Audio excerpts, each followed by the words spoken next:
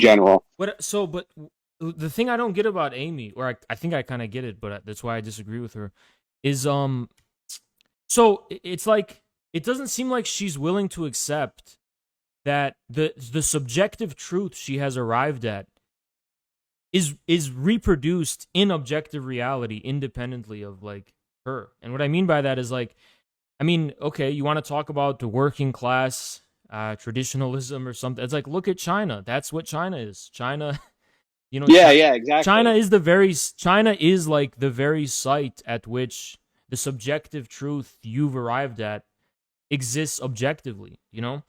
It's precisely where, not just China, but it's like that is precisely the site of where people, like, she talks about the way capitalism breaks down tradition, culture, and the working class, and it's like, but the examples of people who have united populist working class, authentic working class movements with their culture and tradition and national whatever, like in the socialist countries and in China, it seems like Amy is really dismissive and like not open to I accepting. just don't think that she reads much or is like that interested It in is, like. and I'm not saying this to like insult her, because I was actually very much in a similar state before too. Like, I was in a state like before I learned about China, I was the type of person who was like, oh, like I've read so much about Marxism and philosophy, like how could it possibly be that the world is already reconciled in some kind of way? Like China, oh, China's just like a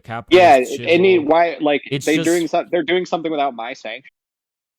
yeah, Like yeah, people, exactly. other people Yeah, like exist. Yeah, China's just like Foxconn and the fucking suicide nets, and it's like, but you don't really realize. I think it's an inability to understand like an authentic, objective reality of otherness, like that there yeah, is a real otherness out there that's independent of you.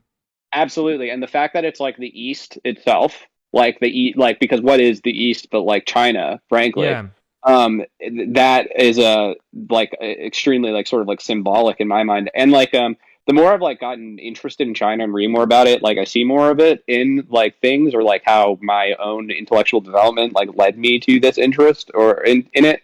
Like I feel like it's like been a very natural progression. Like same. people Yeah, don't really understand. Like I remember believing like all the bullshit about China, and I just like had never had any reason to look into it more. And then I started taking it like very seriously because I was like, this is like one place that I actually don't know. Like I'm not super well versed in China and like the history of China and all this stuff, and it's like so large. It's like such a huge thing to start to wrestle with or grapple with.